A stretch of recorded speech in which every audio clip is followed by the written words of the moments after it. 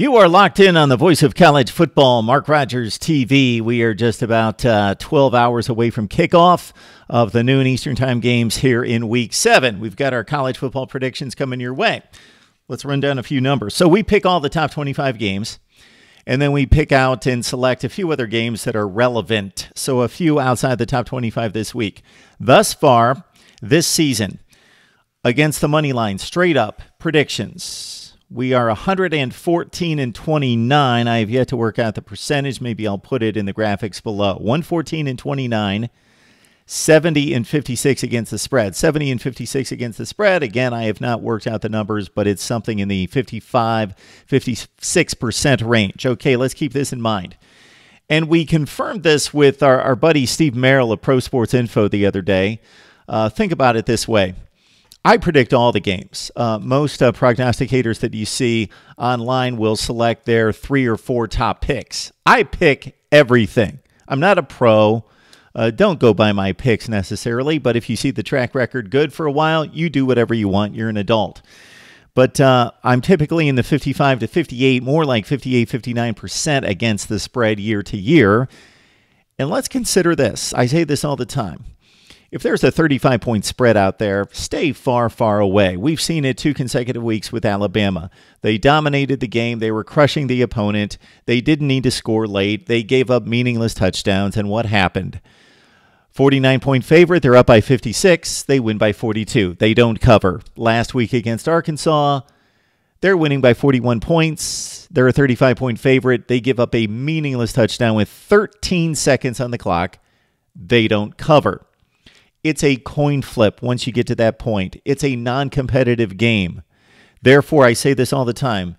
In those non-competitive games, you don't know who's going to be playing in the fourth quarter. Could be the second or third teamers. Could still be the first teamers, depending on what the coach's purpose in playing the game at that point, what he's trying to get out of it. You don't know how the coaches are going to call the game, if they're wanting just to get the guys healthy and on the bus and out of town, or if they want to put the heel on the throat and really stomp it into the ground and win by 50. And you don't know the motivation of the players on the field. We typically think, okay, if you're up by 50, there's not much motivation. But if you're a second or third teamer, maybe there's motivation to win by more and to look really good because you won playing time. So you're in the game. So we have no idea. It's a coin flip. And this makes sense, therefore. In games in which the point spread is at least 21 points, 3 touchdowns, my record against the spread this year is 22-22. That's a coin flip. But when it's less than 3 touchdowns, my record jumps to 48-34. 48-34. Work out the percentage. It's like 58, 59% against the spread in competitive games. Expected competitive games, 48-34.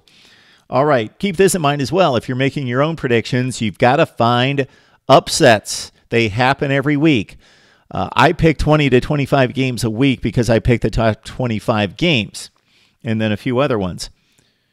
You've got to find some upsets. There's about 5 or 6 a week out of the 126 games that I've predicted this year against the spread. Now, you notice that my money line predictions, my straight-up predictions, are a total of 143 games. The ones against the line, only 126. So there were 17 games, especially early in the season, in which a power team is playing an FCS squad, and there's no line on the game. So I'm just predicting the game, but there's no line. That's why there's a disparity in the number of games predicted. All right. Underdogs in those 126 games have won 30 out of 126. That's almost 1/4 of the games, about 23-24% of the time, the underdog wins the game. We saw it last week. Texas, 7.5-point favorite, beat Oklahoma. We saw it with Northwestern, a 10.5-point underdog defeating Michigan State. We saw also Florida, a 1.5 to 3-point underdog against LSU, winning that game. We saw a few near misses. But we also saw Iowa State as a 9.5 to 10-point underdog defeating Oklahoma State on the road. Also last week, I believe there was one more. Mississippi State at home as a 3.5 to 4-point underdog winning against Auburn. And then we saw Utah on the road against Stanford as a 3.5 to 4-point dog winning against the Cardinal. So it's going to happen. So you got to find those games. My prediction record in selecting underdogs against the spread, winning those games straight up, in which I'm taking an underdog. And think about this, because of the payoff, if you get anywhere close to 50%, you're doing well. If you pick these 40% of the time, you'll make money. I'm 12-10. All right, there you have it. Let's get to the predictions. That's why you're here. Minnesota at Ohio State. Gophers getting 30. I'll take it. Buckeyes win the game big. Florida at Vandy. Yes, I can see Florida slugging away on offense, not looking impressive. They're coming off a big win at home against LSU. They've got to go up to Nashville for a noon game. They're going to go through the paces, maybe win this game like 17-13. What I think is going to happen is that game 17-13 in the fourth quarter, but Florida continues to mount some points and put together a few drives, and they win it going away. Late effort by the Gators. So Florida minus the 7's the pick. Tennessee at Auburn. I'll take the Tigers. They've looked rather ragged in recent weeks. I'll take Auburn to cover the 14.5 points. Pitt at Notre Dame. I like the Irish to win big, but not that big. Take Pitt plus the 22 points. Georgia at LSU. We're throwing away some conventional wisdom here.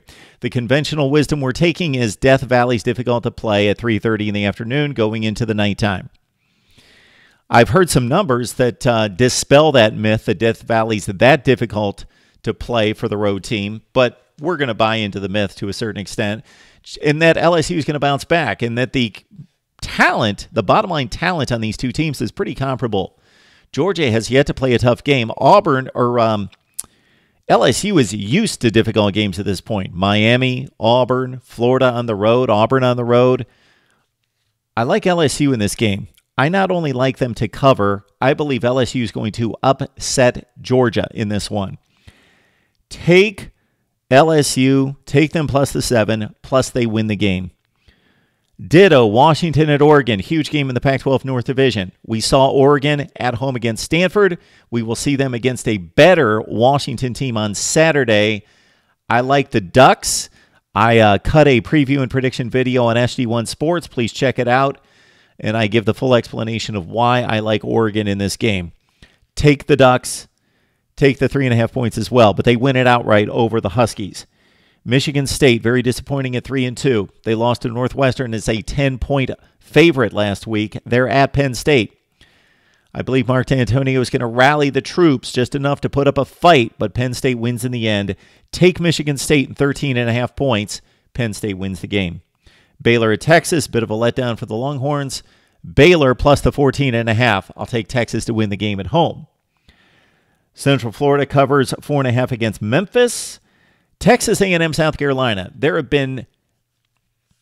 a little comparison between these two teams in the way that they have played thus far. South Carolina has not beaten anyone any good. They've lost to the only two good teams that they've played and not been competitive against Kentucky, 24-10, and getting shellacked by Georgia 41-17, and the game was over before halftime. All right. Texas A&M has played very well. They have not played a bad game. Even Alabama within 3 touchdowns was a good effort on the road. They played within 2 against Clemson. They beat Kentucky, a really good Wildcats team, in overtime last week. Texas A&M has played good football.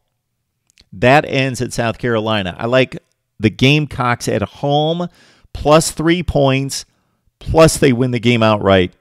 Bit of a surprise. I would have liked more points and was expecting more points in this game, but I'll take the South Carolina Gamecocks plus the 3 and the win. Mizzou at Bama, take the 28.5 with Mizzou and watch Alabama finally cover. They have failed to cover 3 consecutive weeks. I'll take Mizzou in the 28.5. Bama rides home free with a win. West Virginia wins at Iowa State. Difficult game, though. Cyclones plus the 6.5. Take it. Miami at Virginia. Miami's only a 7-point favorite. Many have it at 6 or 6.5 points. Miami minus 7. Take it. On the road, I understand it could be a bit of a trap here, but Virginia just has not played that well, and I just expect Miami to make plays in the fourth quarter and pull away. Wisconsin at Michigan, the surprise line of the week for me amongst the big games right here. Wisconsin, a 10-point underdog in the big house. Michigan has not proven that much to me. They're a really good team. They've got better talent than Wisconsin. They're at home, but I take Wisconsin in 10 against just about anyone in the country, and certainly against Michigan, an unproven Michigan squad in big games. Michigan wins. I thought about taking the Badgers. If they had the defense that they had last year, I would. Take Wisconsin plus the 10. Take Michigan to win the game. Colorado at USC, huge game in the Pac-12 South Division. Colorado, people, they're undefeated. If they win this game, we've already jumped the gun and talked Colorado. We cut a video a few days ago about their college football playoff chances and Pac-12 chances. But if they win this game and then Washington next week, then somebody's going to need to talk Colorado football. For right now, we'll put it on hold. USC wins. Take Colorado. It's too many points. +7 at the Coliseum. Virginia Tech, North Carolina, neither team ranked, but I'm going to take a shot at this game. I got to think Virginia Tech's going to blow out North Carolina, right? I know they've got their issues, but playing Notre Dame one week and staying within a point of the Irish at half and then finally letting the game go in the fourth quarter is one thing, but going to North Carolina is another. I've got to think Virginia Tech's in good shape here to cover 6 at North Carolina. And then finally, Iowa at Indiana. Very tricky game right here. I'll take IU plus the points. It's at 4.5. Iowa wins the game late. All right, there are the picks right there. Would love to hear your predictions. Let us know what you think for the games that we've selected, or maybe some other games that are out there that you would like to predict. Leave those predictions in the comments section. Any suggestions and other comments and questions that you have, just leave right down there as well. Right here at Mark Rogers TV, the voice of college football. Sign up for the newsletter. Just send your email address to markrogerstv@gmail. I am not going to clutter up your inbox with anything besides the newsletter, the voice of college football, each and every Monday. People enjoy it. We've gotten great feedback, rave reviews on the newsletter, which is basically a channel update, my take on the college football weekend, and then unfortunately what people really like, and this is a good thing, the stats, the trends, the facts that I collect from the play over the weekend. All right, also like, comment, subscribe. You can't know enough about what your like, your comment, and definitely by subscribing, how much you fuel the process here at, and you may fool YouTube as well. Fuel the process here at Mark Rogers TV and help us. If you do some Amazon shopping, please use the links down in the description section. You don't have to buy any products that I am displaying right there. Just use the link to enter Amazon and you support Mark Rogers TV. We will be back on Saturday night with instant analysis, and we'll see you then right here at Mark Rogers TV, the voice of college football.